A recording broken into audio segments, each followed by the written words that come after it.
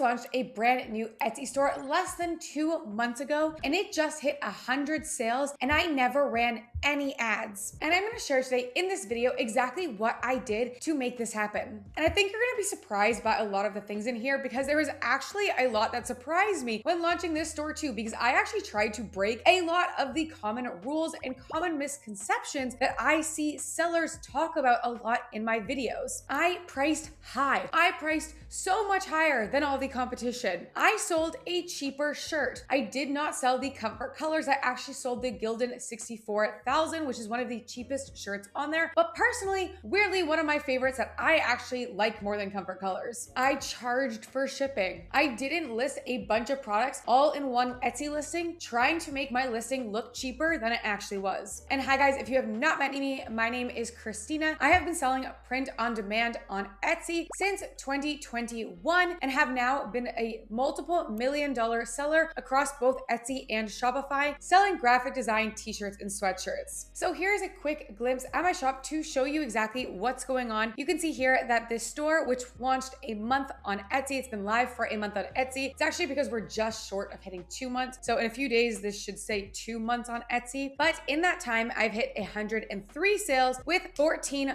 5-star reviews. And that's with 82 listings, which sounds a lot. And it was a lot of work to get 82 listings all up on Etsy within a month. It is not the norm for a lot of people, but because I was able to do that, I was able to find bestsellers much quicker. So this store was created on June 18th. Right now it is currently August 17th. So again, we are just short of 2 months here, but this is when the store was started, not when 82 listings were added. This is the day that I opened the store and I focused on just setting up everything within the store, which is something that I think is so underrated and something that people miss, which is absolutely going through every single part of your Etsy store and making sure it is fully filled out. This includes setting up your About Me, your shop policies, your shop members, your logo, your banner, your FAQ, every single spot in your settings that Etsy lets you add some text. Make sure you're going through that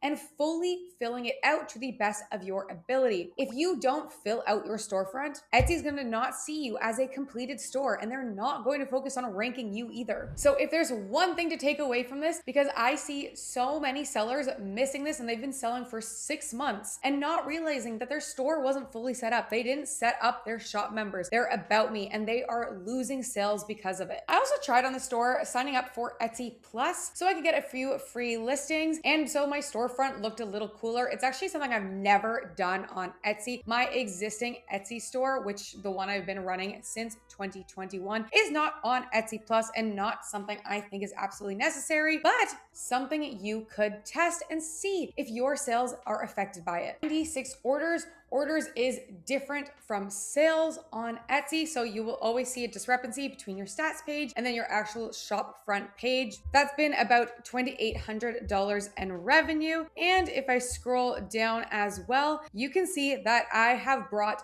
0% of visits through Etsy ads, and that majority of the traffic has been driven by Etsy app and their Etsy pages, Etsy search, and Etsy marketing and SEO. So if I didn't spend any money to actually drive these sales as a brand new store, how exactly was I able to make sales? And let me share exactly what I think went right with this store to have it kick off so fast. Because I will say, running different Etsy stores, this is not the norm, but I just proved it is possible. Some disclaimers. Again, I have been selling on Etsy for a long time. I had some of these listings already ready because I've been running the Shopify version of this store since earlier this year. So I already had some of the designs ready that were going to be listed on the store. So that was a step that I got to skip as well. I already had a bunch of mockups, again, because I've been running this store for a long time. And I just had the knowledge base, which was a lot higher, which if this is going to be your first Etsy store that you are running, you have to give yourself grace.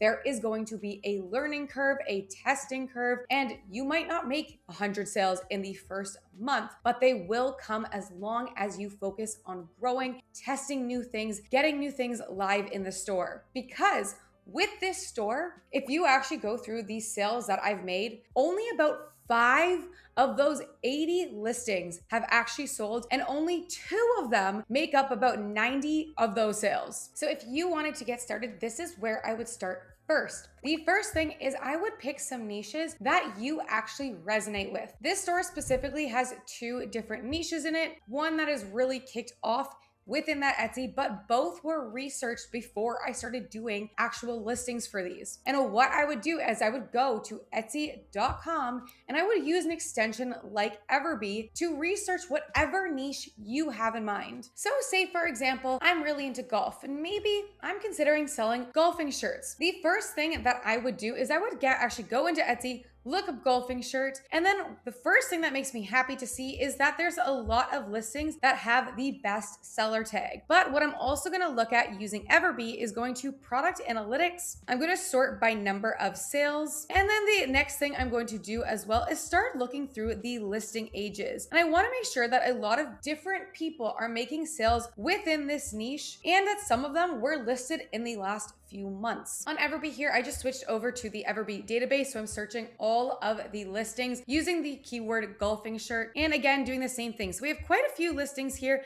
that are making a decent amount of monthly sales. We can also see their total sales as well. And we can see a lot of them were listed in the last 2 months, which is a great sign that there is still room for you to actually join in on this niche. Mahjong is a current trending niche right now. So I just looked up Mahjong shirt on Etsy and going to product analytics and then taking a look and making sure we have the Everbee database in here. It doesn't look like picked up Mahjong shirts. Let's just go add that in. Again, we're going to sort by amount of monthly sales. Looks like quite a bit of people are making sales with a Mahjong shirt. And then scrolling over, we can see that most of these were added right within the last 6 months. And the stats for the 2 different hobby niches that I selected for this store had very, very similar sales to those last 2 as well. Again, I'm looking to make sure a lot of people have best sellers. A lot of people have the popular now tag. Many different sellers are making multiple sales in this niche a month,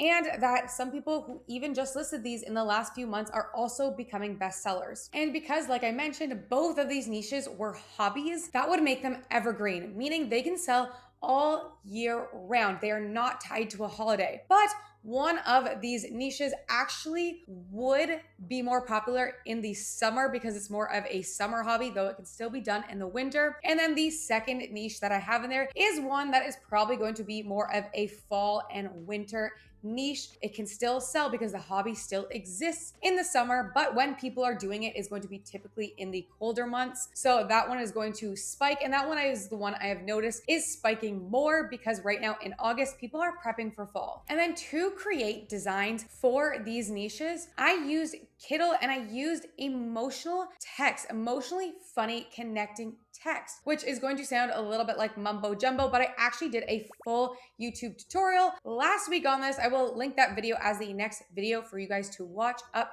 here, but that is the exact strategy I used to try to come up with bestsellers. So I tried to come up with a funny connecting saying that would go on a shirt, and then I created it in a bunch of styles, some styles that were just trends or just good looking shirt designs. And then some of them I tied to current trends going on within Etsy that I found using Everbee, but that is a full video on itself. So go ahead and watch that after. I made sure that when I was trying to pick mock-ups for my store, what I was doing is I was going through just popular shirts. I was going through popular sweatshirts and just trying to notice patterns in the different types of mock-ups that people were using. One thing that you will notice on here is that most people sell comfort colors, and my main store does. I absolutely love comfort colors. It does really well on Etsy, but on this new store, I wanted to test if a different t-shirt brand can still do really well in 2026, which I have proven that it can. But just scrolling down in general, what I was looking for was just to notice trends. Were flat lay photos doing the best? Were model photos doing the best? Which main color was typically doing well? Was it grays?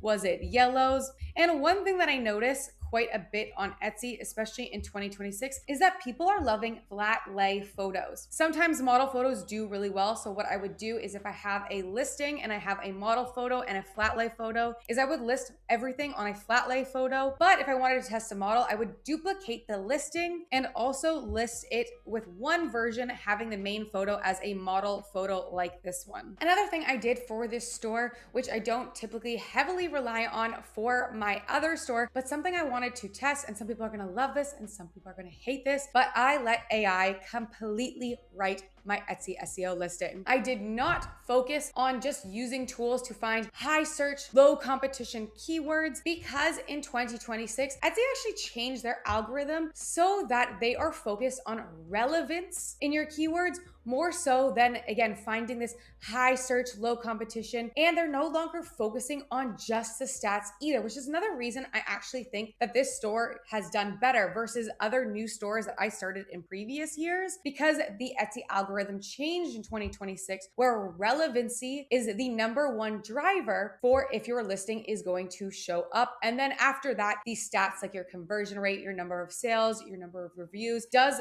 strongly play a role. But again, relevancy is going to be the most important. And if you guys are interested, I'm going to talk about it at the end of this video as well, but I have a full Etsy checklist outlining everything that I did in this store and that I do in my other store as well to make sure that I'm making lots of sales on Etsy. And I also included the prompt that I use to write all of this SEO as well. So that'll be in the description, but I'll further cover it a little bit later in this video. For this store, I listed most of my listings again on 2 products. And I actually personally never have, and I didn't for this store, list them in one listing. So I didn't have a t-shirt and a sweatshirt option. I had a fully separate listing for a t-shirt and a fully separate listing for a sweatshirt. And I listed everything on the Gildan 64,000, which I've always heard does really well for Shopify, but never for Etsy. And it's not one I've ever sold before on Etsy, but it did really well. And you can see the pricing for this starts at $5.92 with Printify Premium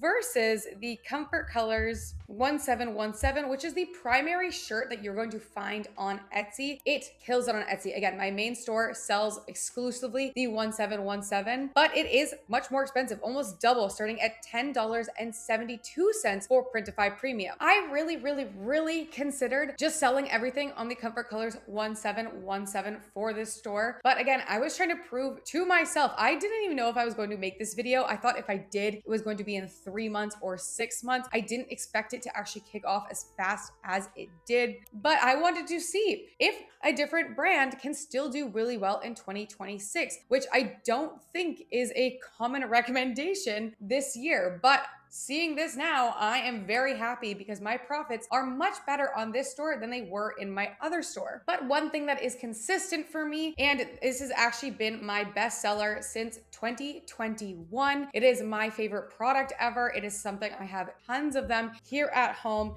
and that is the Gildan 18,000 sweatshirt. It's made up about 50% of the sales on this new store and probably about 50 to 70% of sales on my existing store that I've had for a few years here. This one here, the Gildan 18,000, I absolutely love it. The next thing that I did for this store, especially since it was a brand new store and I wanted to see if I can kick off sales as fast as possible, is I offered a quality guarantee and I offered free returns and exchanges. As a brand new seller, that's unfortunately going to cost you money. If someone returns a product and you have to refund it, or if they need an exchange. But as a brand new seller who maybe your store says it has 0 sales, maybe you have 10 sales but 0 reviews, people are going to find it very hard to trust your store and will likely go to a competitor to buy. So I see it as an investment into getting my first sales, and you can turn this off later down the line. My other store never offered free returns and exchanges, but this other store, because I